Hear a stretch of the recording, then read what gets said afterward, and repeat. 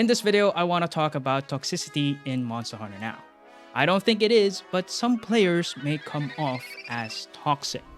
For some context, I made a video sharing a crit build that I plan on building, and another content creator called King of Charmanders has accused me of spreading misinformation because I did not share any screenshots from MHN as data evidence to back up my build.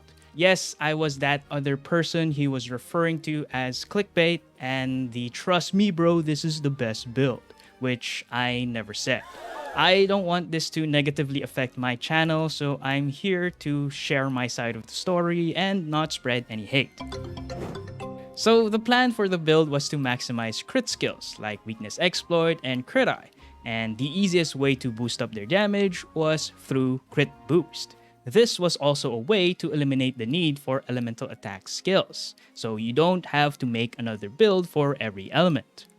I did my own tests using MHN.quest before uploading the video, and it showed that the crit build would have more damage or be able to keep up with regular Elemental 5 builds augmented with crit. But yes, the build did have issues, and I made sure to mention that this build lacked lock-on, which would affect weakness exploit.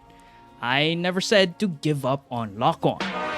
I also mentioned that this build would require a lot of grinding since you need 4 Driftstone skills. You need to roll 3 Wex and 1 Crit Eye.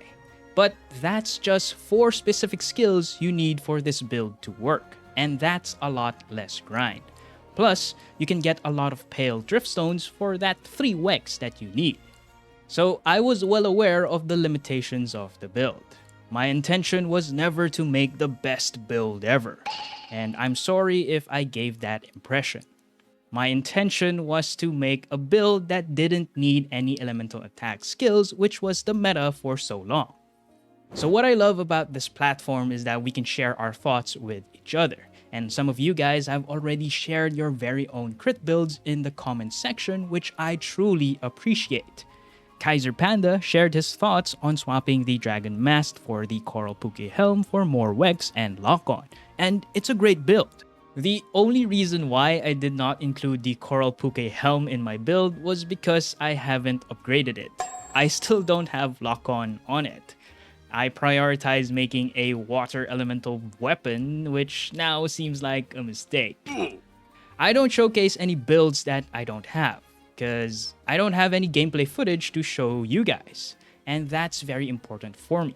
So I made a build using the Dragon Mask instead, which now I realize some of you guys don't have, and it's my fault for not thinking about that. Hatter the Madman shared another crit build with lock-on using the Black Diablo's Waste, and Golvivi shared that going for burst is better, which gave me another idea for another build that I think would make it better, and I'd love to test it out. King of Charmanders also shared his thoughts on my build, albeit in a less friendly way. After saying data this, data that, data, he proceeds to share another set of builds with elemental skills or burst augmented to them. While it does have the higher damage, you have to augment each of the armor piece with elemental attack up skills. And if you want to use this build for all the elements, you'll have to augment all the elemental attack skills into this set. And that's going to take a really long time, to the point where it's no longer ideal. But I guess I can see where King of Charmanders is coming from. He's talking about money. If you're going to insta-smelt Driftstones into your armor, you want to get the best skills. But in my perspective, I never really thought about insta-smelting skills into my armor. It doesn't provide a lot of value. It's not guaranteed that you'll get the skills you want. You'd probably have to buy 5 sets of Insta-Smelt solution to guarantee you get the skill you want on 1 armor piece. And I'm just a regular player that walks whenever I play this game. I don't drive and grind and spend a lot of money on the game because frankly, I just think that some of the paid features are just not worth it. I'm not saying it's the wrong way to play the game, it's just very expensive, and majority of the players can't do that. So personally, I don't think Insta-Smelt is worth it. If they add multiple drift smelters in Monster Hunter Now, like we have multiple egg incubators in Pokemon Go, I think that's worth it, and I'd be happy to buy that. So my side is the more affordable build you can make in Monster Hunter Now. It may not be the best, but you can achieve it, and it has a lot of damage. That's why my thought process for the crit build was to make a strong build you can use for weapons regardless of its element. If you use the build with an elemental weapon, it's even better when you compare it to an elemental attack 5 build. It's one build you can use for everything, and you just need to grind a little bit more to smelt 4 specific skills into those armor pieces. Hopefully we get lock-on into driftstones so we can add it into our build to make it a bit more consistent. And looking at the data King of Charmanders presented, my build got the second best on the list. It's not bad for a sustainable build, honestly. We just need lock-on and it'll be more consistent with Wex. King of Charmanders also mentioned that he does not have a complete build after smelting 100 driftstones.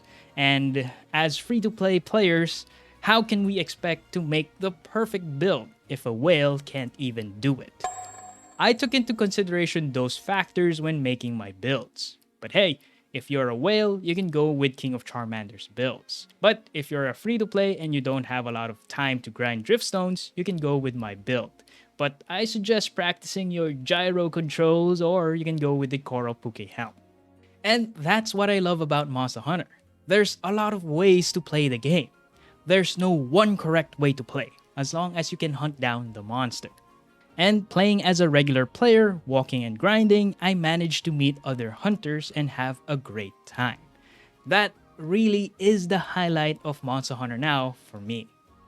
I admire King of Charmanders. He produces content at a fast pace. His strategy is more quantity over quality, while me, I focus more on quality. While I do want to upload more often, but I don't want to sacrifice quality. And that's a goal that I'm working towards. As content creators, we're all friends here. We're playing the same game. We're on the same team. I know there are other players who are better and more knowledgeable on the game, and I'm just fortunate enough to be in this position where I have editing skills and I have the time to make content. That's why I truly appreciate all the support you guys are giving to the channel. Watching the videos, sharing your thoughts in the comments, liking, and subscribing. Thank you for all the support you've given me, and I don't want to break that level of trust you've given to my content, and I want to continue providing quality content for you guys. So be sure to show your support to the other Monster Hunter Now creators as well. You can watch King of Charmanders for whale and informational content, Hunter Notes for entertaining vlogs, Sean Z and Mugiwara Jubi for more informational content, though they haven't uploaded in a while, I'm sure they'll be back. And of course me for more informational content, guides, and I guess budget-friendly builds. I've left the link to King of Charmanders video in the description below if you want to check it out. Some of you guys might have stayed for the drama, but still, thank you for watching this long, and be sure to check out my other build videos.